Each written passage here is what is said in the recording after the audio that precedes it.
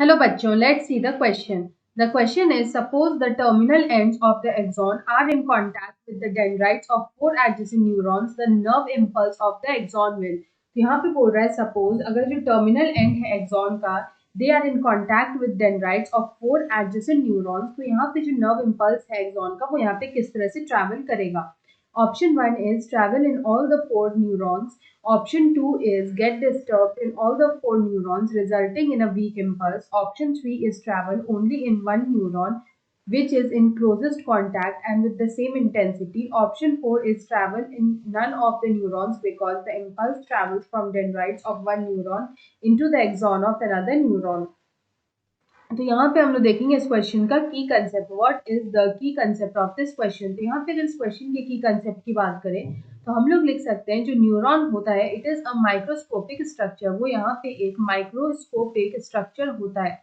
It can be seen only through a microscope. तो हम लोग बोल सकते हैं it is a microscopic structure.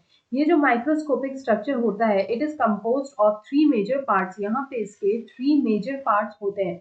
It has three major parts and it is the cell body, dendrite and axon. It is the cell body, the dendrites and the axon are the three main parts of the neuron.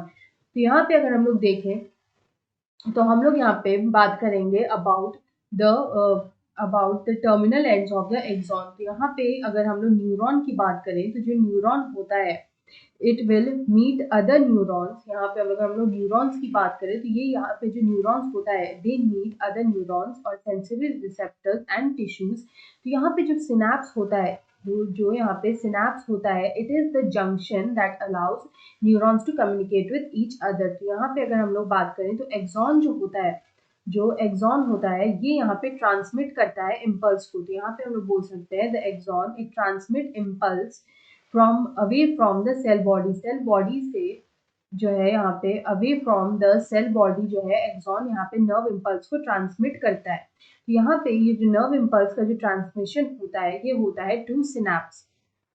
ये होता है to synapse. तो हम लोग बोल सकते हैं the axon it transmit nerve impulse away from the cell body to the synapse और टू द न्यूरोमस्कुलर जंक्शन. ये जो सिनेप्स होता है इसी को हम लोग यहाँ पे न्यूरोमस्कुलर जंक्शन भी बोलते हैं.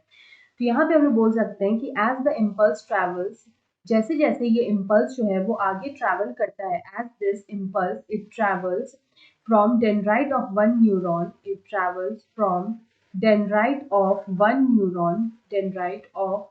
neuron to axon of another neuron, to axon of another neuron, to axon of another neuron.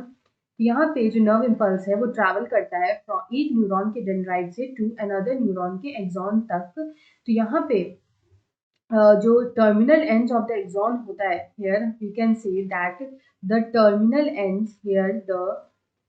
Terminal ends of the axon का जो यहाँ पे टर्मिनल एंड होता है they are in contact with it is in contact with the dendrite of it is in contact with the dendrite जो होता है दूसरे न्यूरॉन का उसके साथ ये कांटेक्ट में रहता है. तो यहाँ पे अगर हम लोग बात करें कि जहाँ पे जो टर्मिनल एंड ऑफ एक्सॉन है इसको अगर हम कांटेक्ट कर देते हैं with dendrite of four neurons, अगर हम लोग इसके फोर न्यूरॉन्स के डेंड्राइट के साथ इसको हम लोग कांटेक्ट में ले आते हैं ऑफ एडजेसेंट न्यूरॉन्स, तो यहाँ पे नर्व इम्पल्स का जो ट्रांसमिशन होता है यहाँ पे क्या होगा जो इम्पल्स होगा जो नर्व इम्पल्स होगा इसका एक्सॉन का जो नर्व इम्पल्स होगा एक्सॉन का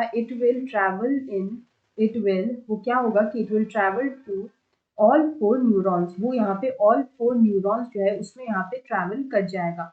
तो यहाँ पे अगर हम इस क्वेश्चन का करेक्ट आंसर देखें तो हम लोग बोल सकते हैं कि यहाँ पे हमारा ऑप्शन 1 में दे रखा है travel in all the four neurons. So option 1 is the right answer. I hope you understood it well. Best of luck.